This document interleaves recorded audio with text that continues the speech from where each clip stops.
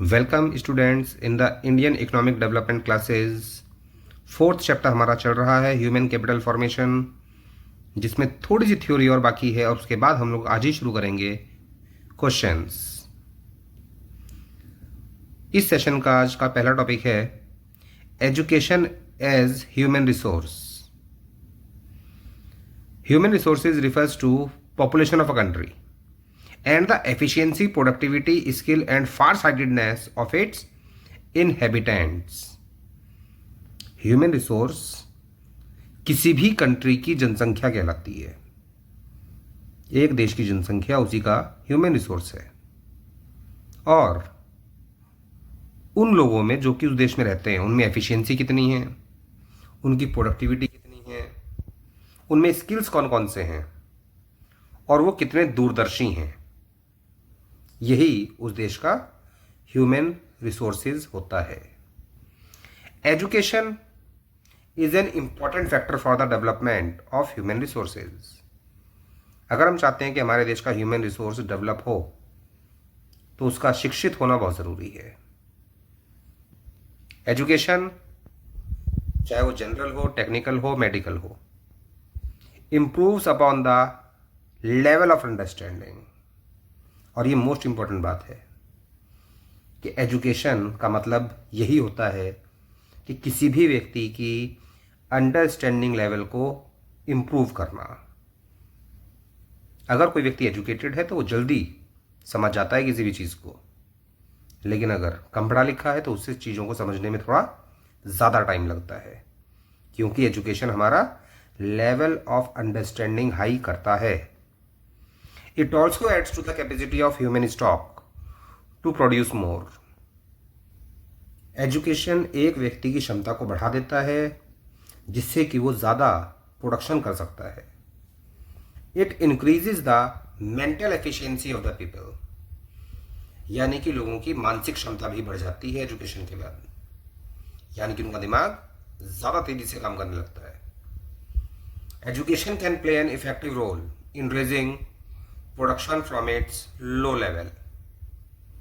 General and technical education develops the efficiency among the laborers to use highly advanced techniques of production for the optimum use of the existing resources.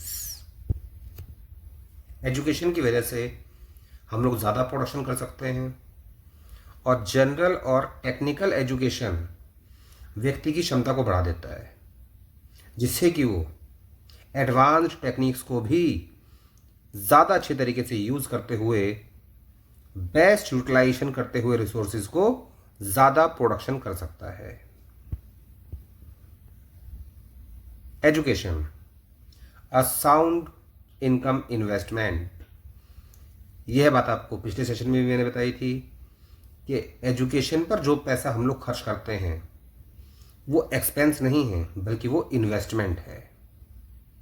An investment in education builds lifelong human capital, यानी कि ऐसा investment है जिससे ज़िंदगी भर के लिए हम लोग ह्यूमन कैपिटल को बिल्ड कर सकते हैं, उसको बना सकते हैं ह्यूमन कैपिटल को। It generates more income than what has been spend as the cost of education, यानी कि जितना पैसा आप शिक्षा पर, पढ़ाई पर खर्च करोगे उससे कई गुना ज़्यादा इनकम जनरेट होगी आपके फ्यूचर में। Investments are always made in anticipation of higher returns. Investment तो किसी भी चीज़ में हो, इन्वेस्टमेंट व्यक्ति करता ही इसलिए है ताकि उसको ज़्यादा रिटर्न्स मिलें। लेकिन एजुकेशन एक ऐसा फील्ड है कि अगर आप इसमें पैसा इन्वेस्ट करेंगे तो कई हज़ार गुना ज़्यादा कमाएंगे। इसलिए शिक्षा पर कभी भी पैसा खर्च करने से पीछे नहीं हटना चाहिए। Education and training are capable of achieving its objectives. अगर हम एजुकेटेड हैं, हमें अच्छी ट्रेनिंग मिली है, तो हम लोग आसानी से कोई भी ऑब्जेक्टिव अचीव कर सकते हैं, अर्थात कोई भी टारगेट। इसलिए एजुकेशन ह्यूमन रिसोर्स के लिए बहुत ही आवश्यक होता है। Next topic is difference between physical capital and human capital.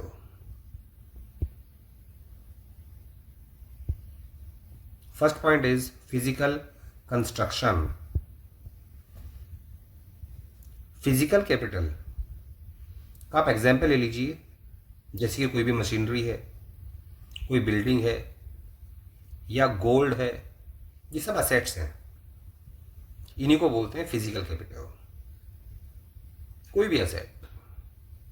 और ह्यूमन कैपिटल का मतलब इंसान।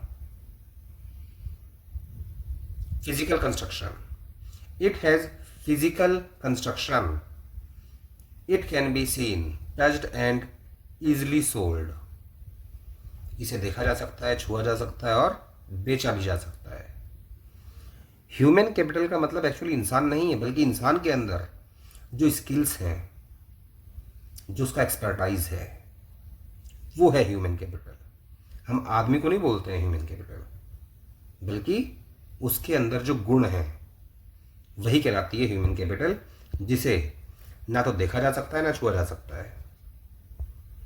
It is intangible and it is not sold. Human capital को बेचा नहीं जा सकता। मैं अपने स्किल्स से पैसा कमा सकता हूँ, लेकिन अपने स्किल्स को मैं बेच नहीं सकता कि जो स्किल मेरे पास है वो आपका हो जाए।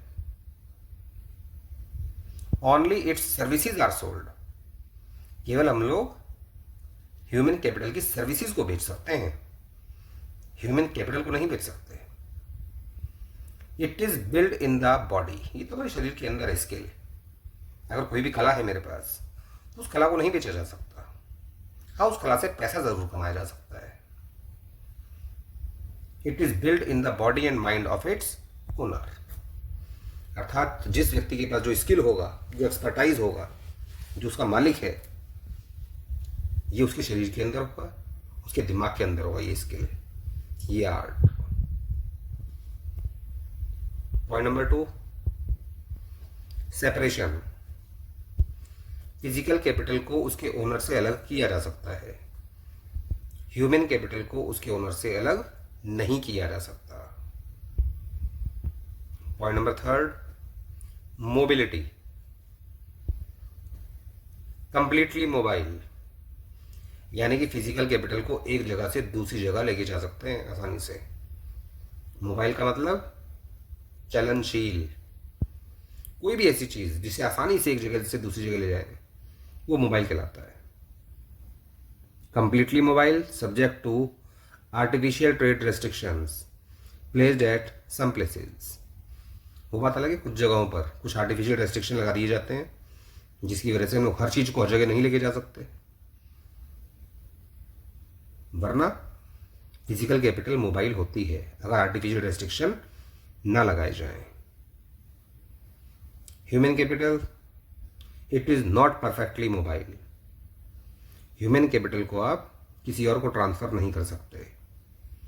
It is restricted by nationality and culture. अगर एक इंसान चाहे दूसरे देश में जाना, तो जा तो सकता है, उसको वीज़ा लेना पड़ता है, लेकिन नेशनलिटी के आधार पर अगर आप भारतीय हो तो आपको भारत में रहना होगा। अगर आप नेशनलिटी चेंज कर दोगे तो दूसरे देश में रहने की आपको परमिशन मिलेगी। वरना ह्यूमन कैपिटल को एक जगह से दूसरी जगह तक ले जाना आसान नहीं है। और ध्यान रखिएगा, ह्यूमन कैपिटल का मतलब इंसान नहीं है। ह्यूमन कैपिटल का मतलब इंसान के अंदर जो स्किल्स हैं, जो एक्सपर्टाइज है, वो है human capital. Building, it can be build by imports also, यानी कि फिजिकल कैपिटल को हम लोग इंपोर्ट करके भी बना सकते हैं। It is build by concourse policy formulation of state and it's expenditure, यानी एक देश में जितने ज़्यादा लोगों की भीड़ होगी, जितने ज़्यादा लोग होंगे, सरकार उन लोगों पर पैसा खर्च करेगी, जिससे कि ह्यूमन कैपिटल डेवलप होगी उस देश की।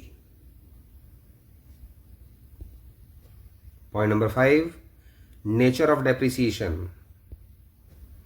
Physical capital is subjected to depreciation due to continue use and change of technology, जिसे ऑब्सोलेसेंस कहा जाता है। फिजिकल कैपिटल की कीमत घटती है, असेट्स की कीमत घटती है, लगातार उनको यूज़ करने पर, या फिर जब वो चीज़ें आउट ऑफ डेट हो जाती हैं। टेक्नोलॉजी चेंज हो जाने पर जब असेट्स हमारे आउट ऑफ डेट हो जाएंगे तो उनकी कीमत कम हो जाएगी, उसे बोलते हैं depreciation. Human capital, the worth में reduce due to advancing age. अगर बहुत ज़्यादा उम्र हो गई है इंसान की तो उसके स्किल्स पर थोड़ा असर देखने को मिलता है, उसके स्किल्स घट जाते हैं बूढ़ा हो जाने पर। उसके शरीर में उतनी क्षमता भी नहीं रह जाती, उसका दिमाग भी थोड़ा कमज़ोर हो जाता है, याददाश्त कमज़ोर हो जाती है। There can be improvement due to better education and health. लेकिन अगर हम लोग लगातार एजुकेशन प्राप्त करते रहें, लगातार अपनी हेल्थ का ध्यान रखें, तो उम्र बढ़ने के साथ साथ हमारे स्किल्स पर डेप्रिसिएशन नहीं लगेगा, बल्कि वो और ज़्यादा इम्प्रूव होंगे। फिजिकल कैपिटल का जितना ज़्यादा इस्तेमाल करो उतनी ज़्यादा कीमत घटती है, लेकिन स्किल्स में उल्टा है। आप अपने स्किल्स का जितना ज़्यादा यूज़ करोगे, आपके स्किल्स उतने ज़्यादा अच्छे होते जाएंगे। हाँ, वो बात अलग है कि उम्र के साथ साथ असर पड़ता है थोड़ा बहुत, खासकर एडवांसिंग एज में। जब बहुत ज़्यादा व्यक्ति बूढ़ा हो जाता है तब उसके स्किल्स थोड़े डाउन होना शुरू होते हैं। Point number 6, nature of benefits. It creates private benefit. अगर फिजिकल कैपिटल मेरे पास है तो वो केवल मेरे बेनिफिट के लिए है। फिजिकल कैपिटल व्यक्ति बनाता है इसीलिए। मैं मकान बनवाता हूँ, लैपटॉप खरीदता हूँ, कार खरीदता हूँ, ये मेरी फिजिकल कैपिटल है। इसका बेनिफिट केवल मैं ही लूँगा, कोई और नहीं लेगा, मैं या मेरा परिवार। यानी कि फिजिकल कैपिटल के बेनिफिट्स केवल प्राइवेट व्यक्ति ही लेता है, जो उसके खुद जिसने पैसा खर्च किया उस एसेट पर। इसके बेनिफिट्स प्राइवेट होते हैं। Human capital, it creates both private and social benefits. जैसे कि मेरे स्किल्स हैं कि मैं अच्छा कॉमर्स पढ़ा सकता हूँ, अच्छी इकोनॉमिक्स पढ़ा सकता हूँ, तो इससे मुझे तो बेनिफिट मिलता ही मिलता है, बल्कि समाज को भी इसका बेनिफिट मिलता है। ह्यूमन कैपिटल प्राइवेट बेनिफिट के साथ साथ हमेशा समाज को भी फायदा देता है, लेकिन फिजिकल कैपिटल समाज को कोई फायदा नहीं देता। अगर मेरे पास फिजिकल एसेट्स हैं तो वो मुझे ही फायदा देंगे, और मैं उनका फायदा किसी और को लेने भी नहीं दूंगा, क्योंकि मैंने उन पर पैसा खर्च किया है। नेक्स्ट,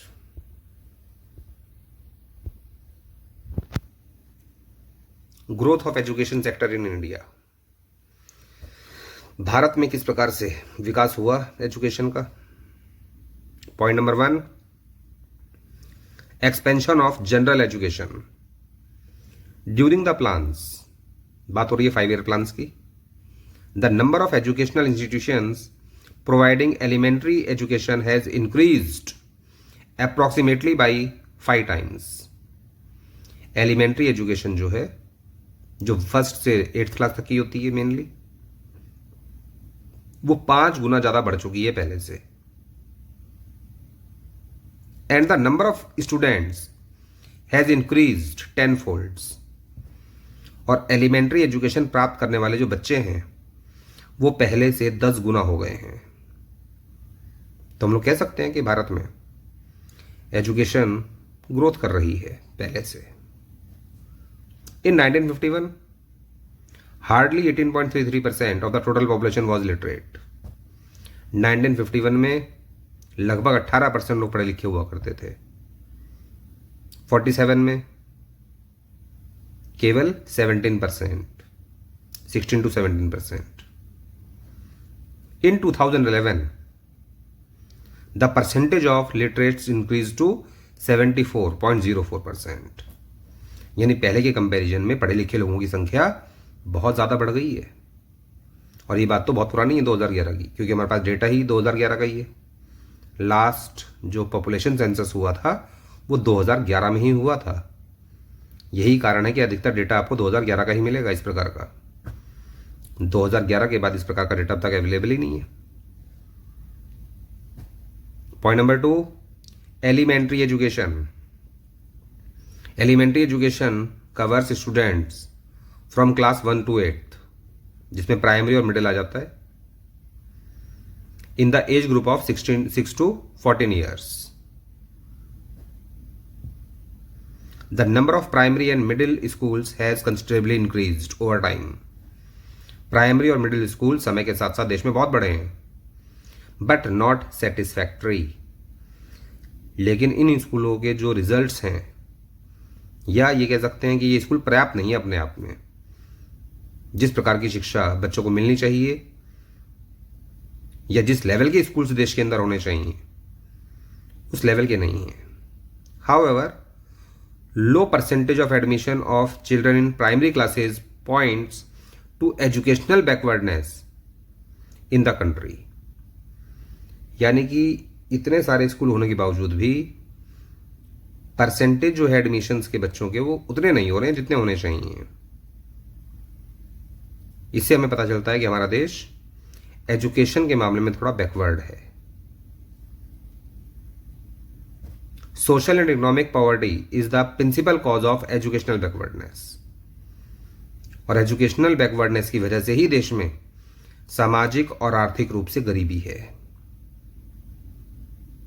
अगर लोग पढ़े लिखे होंगे तो गरीबी भी नहीं रहेगी. कि पढ़ा लिखा इंसान चाहे कुछ भी करे, लेकिन वो पैसा कमाता है क्योंकि उसके पास स्किल्स आ जाते हैं, उसके पास एक्सपर्टाइज आ जाता है, वो किसी ना किसी क्षेत्र में कुछ कला सीख जाता है. लेकिन अगर एजुकेशनल बैकवर्डनेस है देश के अंदर, तो उससे सोशल एंड इकोनॉमिक पॉवर्टी आएगी. Next, point number 3, secondary and senior secondary education. Secondary का मतलब 10th क्लास और सीनियर सेकेंडरी का मतलब 12th class. Together with private and government schools there are many Navodaya Vidyalayas were established to impart modern education of good standard to talented students of rural areas. देश में जगह जगह नवोदय विद्यालय भी खुल रहे हैं, गवर्नमेंट स्कूल्स भी खुल रहे हैं, ताकि ग्रामीण क्षेत्र के बच्चों को मॉडर्न एजुकेशन दी जा सके. These schools provide boarding facilities to the students. और इनमें तो बहुत सारे स्कूल्स तो ऐसे भी हैं जो बच्चों को पढ़ने के साथ साथ वहां पर रहने की सुविधा भी देते हैं, यानी कि हॉस्टल फैसिलिटी.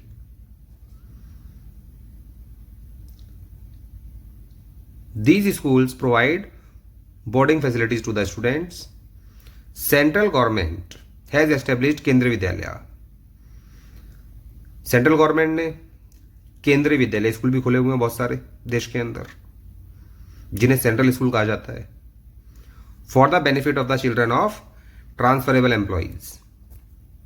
और ये केंद्रीय विद्यालय खासकर उन लोगों के लिए हैं जिन लोगों के लगातार एक जगह से दूसरी जगह ट्रांसफर होते रहते हैं. अगर व्यक्ति का लगातार ट्रांसफर हो रहा है 2 साल बाद, 3 साल बाद, तो उनके बच्चों के लिए सरकार ने स्कूल खोले हुए हैं केंद्रीय विद्यालय, जिसे सेंट्रल स्कूल कहा जाता है, जो एजुकेशन के मामले में बहुत ही अच्छे लेवल की एजुकेशन प्रोवाइड कराते हैं. देखा जाए तो ये प्राइवेट स्कूल से भी अच्छे हैं. कि ये नाम के हैं केवल सरकारी स्कूल, लेकिन यहां पर ली गई एजुकेशन प्राइवेट स्कूल से भी ज्यादा अच्छी होती है. Point number 4, higher education. That means 12th के बाद की जो पढ़ाई होती है. There are 799 universities providing higher education in the country. Approximately 800 मान लीजिए. लगभग हमारे देश में 800 यूनिवर्सिटीज हैं. ऑफ दीज, जिनमें से देयर आर 44 सेंट्रल यूनिवर्सिटीज, जिनमें से 44 तो सेंट्रल यूनिवर्सिटीज हैं, अर्थात जिनकी ब्रांचेज आपको पूरे इंडिया में फैली हुई मिलेंगी. बिसाइड्स, इसके अलावा देयर आर 40 डीम्ड यूनिवर्सिटीज, और 40 यूनिवर्सिटीज ऐसी हैं जिनको एक्चुअली यूनिवर्सिटी का भी दर्जा तो नहीं मिला है, लेकिन वो यूनिवर्सिटी से कम भी नहीं है। इसको बोलते हैं ऐसी यूनिवर्सिटी जो उसको मान लिया गया है university, deemed university. The total number of students in all universities is 346 lakh in 2015-16। In universities में जाने वाले स्टूडेंट्स की संख्या 346 लाख है। ये केवल वो बच्चे हैं जो 12th से हाई लेवल के हैं, ग्रेजुएशन, पोस्ट ग्रेजुएशन हो या कोई भी कोर्स हो या कोई डिप्लोमा हो। Most important, university grants commission UGC regulates and guides higher education in India. यानी कि 12th के बाद किसी भी स्तर पर आप पढ़ाई कीजिए, उसके लिए जो देश में रूल्स एंड रेगुलेशंस बनाने वाली संस्था है वो इंडिया में है UGC, university grants commission. Organisations like national council of educational research and training, जिसे एनसीईआरटी कहा जाता है, जिसकी आपने बुक्स भी सुनी होंगी, एनसीईआरटी की बुक्स। यूजीसी जो भी ऊपर बताया आपको, university grants commission, all India council of technical education AICTE and national council for medical research ICMR promotes higher level education. ये सभी वो ऑर्गेनाइजेशंस हैं हमारे देश में जो हायर एजुकेशन को प्रमोट कर रही हैं। इनका काम ही मेनली हायर एजुकेशन से रिलेटेड है। लेकिन एनसीईआरटी ऐसा है जिसका हायर एजुकेशन के साथ साथ सेकेंडरी और सीनियर सेकेंडरी या उससे नीचे के स्तर पर भी एजुकेशन को प्रमोट करना होता है। Point number 5, vocationalisation of secondary education. Vocational courses का मतलब वो सभी कोर्सेज जिनमें थ्योरी के साथ साथ प्रैक्टिकल ज्यादा होते हैं। अगर प्रैक्टिकल बहुत ज्यादा हो रहे हैं आपके सब्जेक्ट के अंदर, दैट मीन्स आपका जो सब्जेक्ट है वो वोकेशनल सब्जेक्ट है। वोकेशनल कोर्सेज हमेशा ज़्यादा अच्छे माने जाते हैं, क्योंकि जो स्टूडेंट्स वोकेशनल कोर्सेज के द्वारा पढ़ाई करते हैं उनको सर्विस मिलने के, नौकरी मिलने के चांसेस बहुत जल्दी ज़्यादा होते हैं, क्योंकि उनके पास स्किल्स ज़्यादा आ जाते हैं प्रैक्टिकल्स की वजह से। Vocational courses have been introduced in the areas of agriculture, trade and commerce, engineering, technology, health and medicine. कहने का मतलब हर एक फील्ड में हमारे देश में वोकेशनल कोर्सेज अवेलेबल हैं। Under the plan launched in 1988, financial assistance is given to those schools who start vocational course at higher secondary level. और गवर्नमेंट की तरफ से एक प्लान बनाया गया था 1988 में, जिसके मुताबिक जो स्कूल बच्चों को वोकेशनल कोर्सेज अवेलेबल कराएगा, सरकार उसको वित्तीय सहायता देगी, यानी कि फाइनेंशियल हेल्प देगी। By 2012-13 11,000 schools started vocational courses. 2012-13 तक हमारे देश में 11,000 स्कूल ऐसे थे जिन्होंने वोकेशनल कोर्सेज स्टार्ट कर दिए थे इसी वजह से। And about 10 lakh students got its benefit, और 10 लाख बच्चों को इसका फायदा भी मिला। तो हम लोग कह सकते हैं कि इंडिया में एजुकेशन ग्रोथ कर रही है।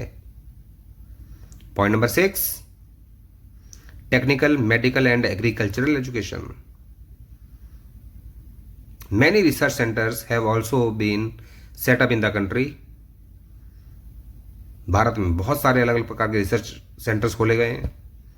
एग्जाम्पल आगे दिए गए हैं, जैसे कि Indian institute of technology IIT, agriculture research institute, Indian statistical institute, national physical laboratory, national chemical laboratory, institute of economic growth, etcetera. Many agricultural universities and for imparting technical education in rural areas, community polytechnics have been set up. तो कह सकते हैं कि हमारे देश में education sector growth कर रहा है, क्योंकि हर क्षेत्र में रिसर्च सेंटर्स देश में खोले जा रहे हैं, चाहे वो टेक्निकल हो, चाहे वो मेडिकल हो या एग्रीकल्चरल एजुकेशन हो।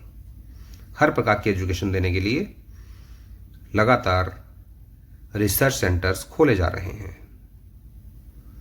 Next point number 7, rural education.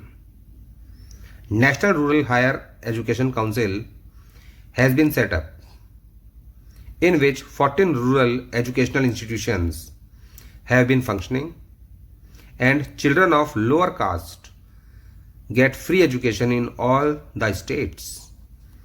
हमारे देश में national rural higher education council को सेटअप किया गया, जिसके अंतर्गत 14 रूरल एजुकेशनल इंस्टीट्यूट्स काम कर रहे हैं,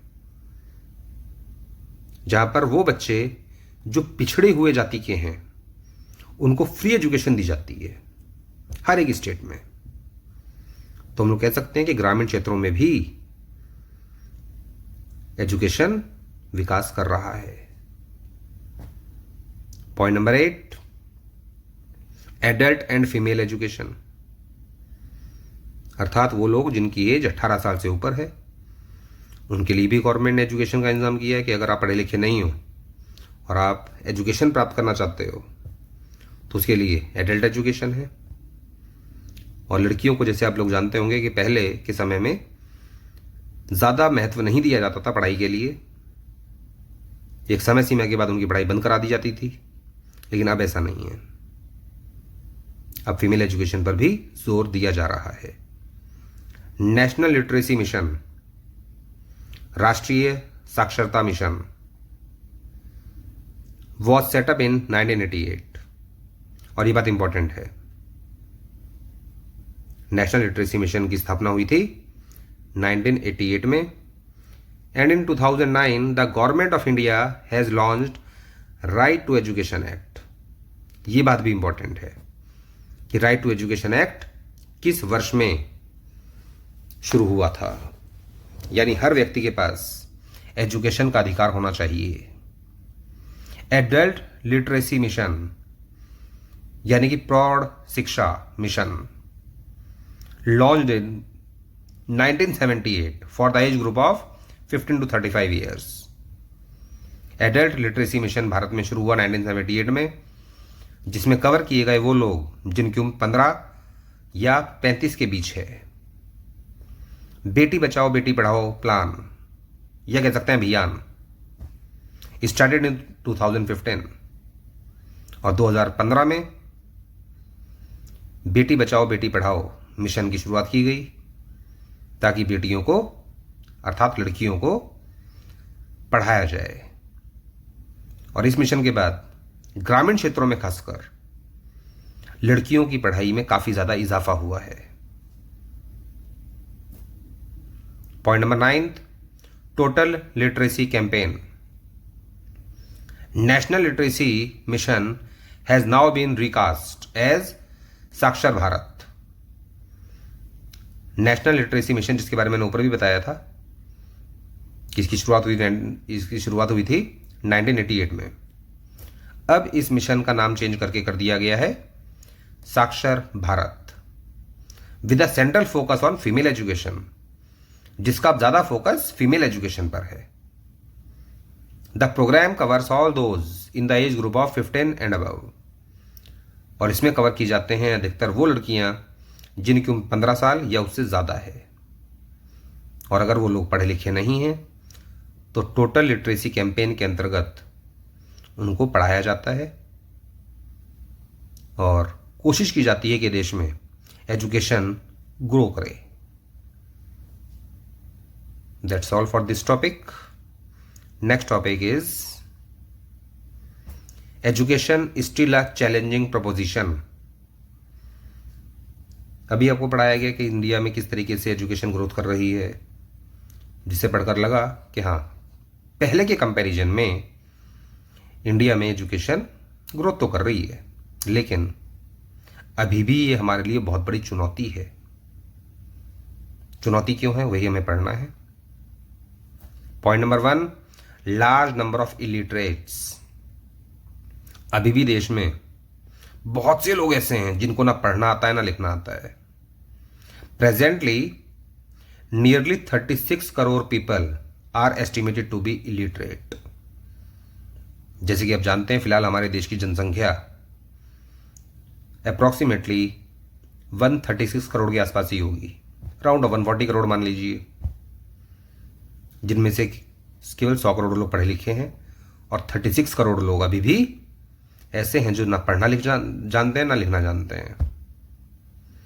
the number exceeds even the total population of most countries in the world. यानी कि हमारे देश में इलिटरेट्स की जो पॉपुलेशन है वो इतनी ज़्यादा है कि इतनी पॉपुलेशन तो बहुत से देशों की भी नहीं है, बहुत सी कंट्रीज की टोटल पॉपुलेशन भी इतनी नहीं है जितने हमारे देश में इलिटरेट्स हैं। Point number 2, इनएडिक्वेट vocationalisation. अभी पीछे एक टॉपिक में आपको बताया था मैंने, वोकेशनलाइजेशन का मतलब क्या होता है, जिसमें वोकेशनल कोर्सेज किए जाते हैं जिनमें प्रैक्टिकल्स ज़्यादा होते हैं और वो कोर्सेज अच्छे होते हैं, लेकिन यहाँ पर बताया गया है कि वो कोर्सेज पर्याप्त नहीं है। अर्थात देश में जितने वोकेशनल कोर्सेज होने चाहिए अभी उतने हैं नहीं। Education continues to be largely degree oriented. अधिकतर लोग अभी भी एजुकेशन जो प्राप्त कर रहे हैं वो स्किल्स के लिए नहीं कर रहे हैं, अपने दिमाग को बढ़ाने के लिए भी नहीं कर रहे हैं, बल्कि केवल और केवल डिग्री प्राप्त करने के लिए कर रहे हैं कि बस मेरे पास कैसे भी डिग्री आ जाए, चाहे उसके लिए चीटिंग करनी पड़े या पैसा खिला के पास होना पड़े, क्योंकि उनको स्किल्स से और एजुकेशन से कोई मतलब ही नहीं है। तो ये गलत है। Education continues to be largely degree oriented, throwing millions of educated youths down to the corridors of employment exchanges। और ये पढ़ाई लोगों को केवल और केवल एम्प्लॉयमेंट एक्सचेंज तक पहुंचा रही है, दैट्स ऑल। एम्प्लॉयमेंट एक्सचेंज का मतलब रोजगार कार्यालय, जहां पर जिन लोगों के पास रोजगार नहीं है वो अपना बायोडेटा वहां जमा करा जाते हैं और जब उनका नंबर आता है तब उनकी नौकरी लगती है। हमारे देश में एम्प्लॉयमेंट एक्सचेंजेस बहुत सारे हैं, हर क्षेत्र में, हर शहर में लगभग आपको एम्प्लॉयमेंट एक्सचेंज मिलेगा, जो कि गवर्नमेंट का एक डिपार्टमेंट होता है, जहां पर कोई भी व्यक्ति जाकर जो पढ़ा लिखा है अपना बायोडेटा जमा कराएगा और जब उसका नंबर आएगा उसकी नौकरी लग जाएगी। बहुत से लोगों का नंबर तो तब आता है जब वो बूढ़े होकर मर भी जाते हैं। तो इसी बात से आप अंदाजा लगा सकते हो कि हमारे देश में बेरोजगारी कितनी है। Vocationalisation of education is still a far cry. तो इस उसमें देखा जाए तो वोकेशनलाइजेशन ऑफ एजुकेशन तो बहुत दूर की बात है, क्योंकि लोग वोकेशनल कोर्सेज कहां से करेंगे जब नॉर्मल कोर्सेज तो वो कर रहे हैं केवल डिग्री प्राप्त करने के लिए। तो वोकेशनल कोर्सेज में तो स्कूल जाना भी पड़ता है लगातार, क्योंकि वहां तो प्रैक्टिकल्स होंगे, लगातार कॉलेज जाना पड़ेगा, एब्सेंट नहीं हो सकते। लेकिन हमारे देश में बहुत से लोग तो केवल डिग्री के लिए ही कोर्स करते हैं, पढ़ाई करते हैं, जिसकी वजह से बेरोजगारी बढ़ती है। फिर पॉइंट नंबर 3, जेंडर बायस। लड़का लड़की में पक्षपात होता है। लड़के को पढ़ा देंगे, लड़के की पढ़ाई पर 10 लाख खर्च कर देंगे, लेकिन लड़की की पढ़ाई पर पैसा खर्च करने से डरते हैं लोग। क्यों? कि बेटी है, उसकी तो शादी हो जाएगी, हमारा क्या फायदा। There is still a significant gender bias in offering opportunities of education to male and female children. अभी भी जेंडर बायस देखने को मिलता है मेल और फीमेल एजुकेशन में। The enrolment ratio is relatively low for the female candidates. Female candidates का enrolment ratio काफ़ी कम है। एनरोलमेंट रेशियो का मतलब टोटल पॉपुलेशन में से जितने बच्चे कॉलेज लेवल पर एडमिशन लेते हैं उनका परसेंटेज कहलाता है enrolment ratio. And their drop out ratio is considerably high. और लेडीज का, फीमेल्स का ड्रॉप आउट रेशियो बहुत ज़्यादा है।